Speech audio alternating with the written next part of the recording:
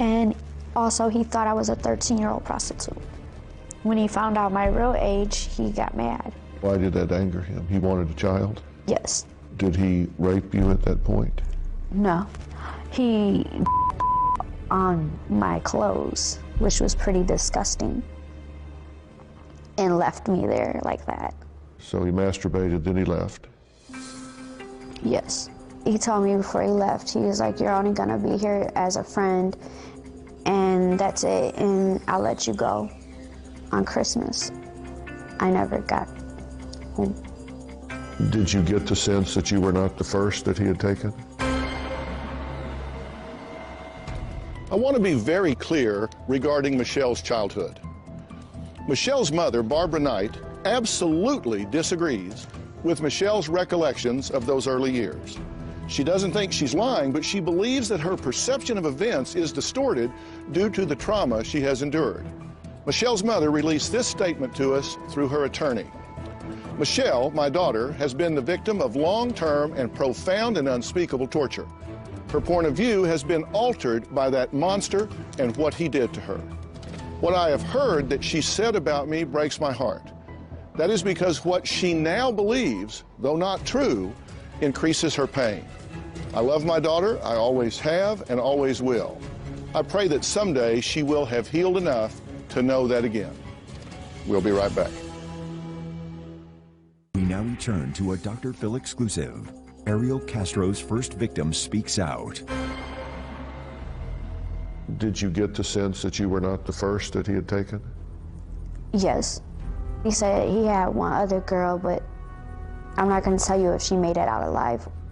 At this point, what are you thinking in your mind? You're hanging from this pipe. That I'll never get out of alive. Let's talk about when he comes back, how long before he took you down? Maybe 24 hours. And when he came back through the door, what did you think was going to happen then? I thought I was going to get killed. And what did he do when he came back? Instead, he unties me, he takes me to the basement, and he ties me up to a pole with chains wrapped around it.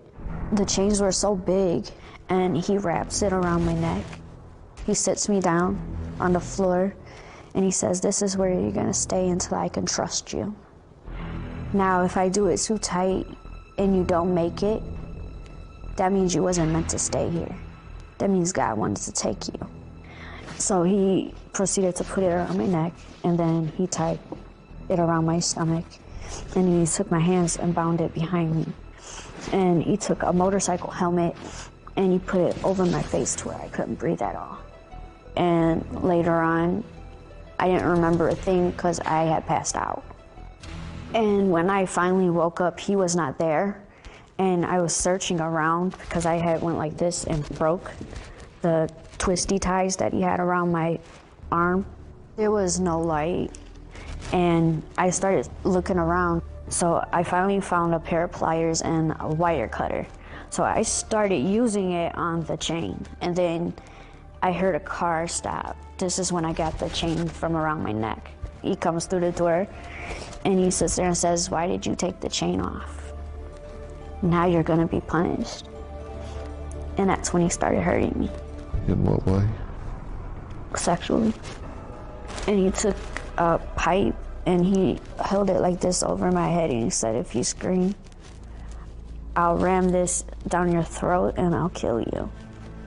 So I didn't scream, I didn't make a noise. I just laid there. The only thing I could say is let me go.